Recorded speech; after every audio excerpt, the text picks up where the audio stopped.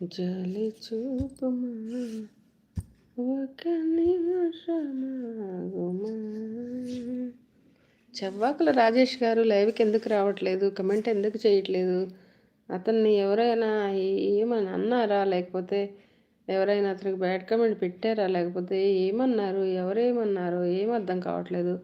అని చక్కగా లైవ్కి వచ్చి సపోర్ట్ చేసేవారిని రాకుండా చేశారు. ఎవడు చేసాడో తెలియట్లేదు.